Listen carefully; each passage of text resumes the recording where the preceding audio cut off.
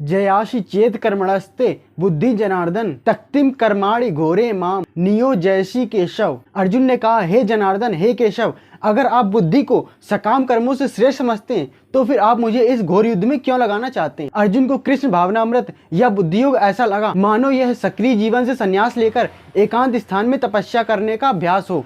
वह चतुरता से कृष्ण भावनामृत का बहाना बनाकर युद्ध से बचना चाहता था, किंतु भगवान का एकनिष्ठ भक्त होने के नाते उसने यह बात अपने गुरु के समक्ष रखी और कृष्ण से सर्वोत्तम कार्य विधि के बारे में प्रश्न किया। व्या मिश्रेव वाक्येन बुद्धि मोह शिव में तदेकम वद निश्चित येन श्रेयो अहमापनुयाम। अर्जुन श्री कृष्ण से कहते हैं कि आपके बहुत सारे उपदेशों से मेरी बुद्धि मोहित हो गई है, इसलिए कृपा करके मुझे बताएं कि मेरे लिए श्रेष्ठकर क्या है। ऐसा आपके साथ भी होता होगा कि बहुत सारे लोगों के उपदेश सुनने के बाद आपको लगता होगा कि अब करें क्या।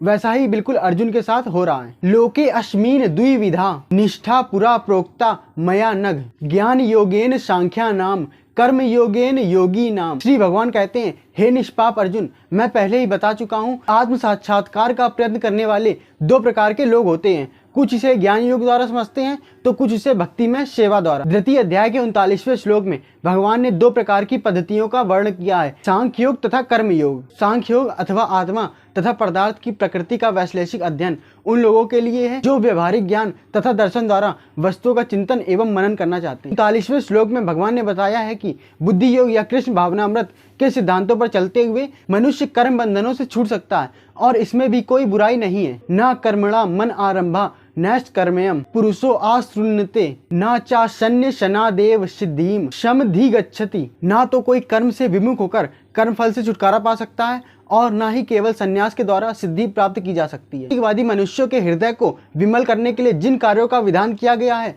उनके द्वारा शुद्ध हुआ मनुष्य ही संन्यास ग्रहण कर सकता है। बिना शुद्धि के अनायास संन्यास ग्रहण करने से सफलता नहीं मिलती। ज्ञान योगियों के अनुसार संन्यास ग्रहण करने अथवा सकाम कर्म से विरक्त होने पर मनुष्य नारायण के समान हो जाता है, किंतु भगवान कृष्ण इस मत का अनुमोदन नहीं करते। हृदय की शुद्धि के बिना संन्यास सामाजिक व्यवस्था में उत्पात उत्पन्न करता है। न ही कश्चित क्षणमपि जातु तिष्ठत्य कर्म कृत कार्यते है वशा कर्म सर्वा प्रकृति जय गुणे। प्रत्येक व्यक्ति को प्रकृति से अर्जित गुणों के अनुसार विवश होकर कर्म करना पड़ता है, अतः कोई भी व्यक्ति बिना कर्म किए नहीं रह सकता। यह देहधारी जीवन का प्रश्न नहीं है, अपितु यह आत्मा का स्वभाव है कि वह हमेशा सक्रिय रहती है। बिना आत्मा के भौतिक शरीर हिल भी नहीं सकता है। यह शरीर मृत वाहन के समान है जो आत्मा द्वारा चलित होता है, क्योंकि आत्मा सदैव सक्रिय रहती है और एक क्षण के लिए भी नहीं रुकती। अतः आत्मा को कृष्ण भावनामृत में लगाकर रखना चाहिए, नहीं तो माया के संसर्ग में आकर यह भौतिक गुण प्राप्त कर लेगी। कर्मेंद्रियाणि संयमय या आस्ते मनसा स्मरण इंद्रिय अर्थान विमूढ़ात्मा मिथ्याचारा सा उच्यते। जो कर्मेंद्रियों को वश में तो करता है किंतु उसका मन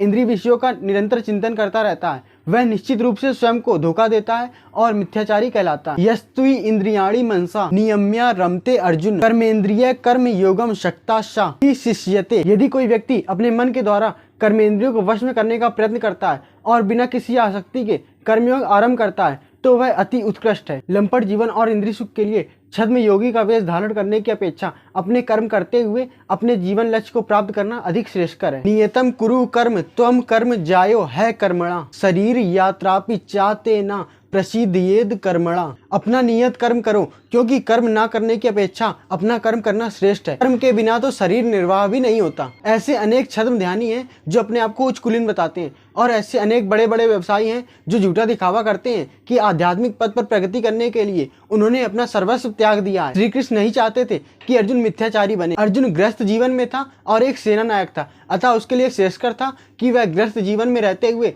क्षत्रिय के धार्मिक कर्तव्यों का पालन भी करे।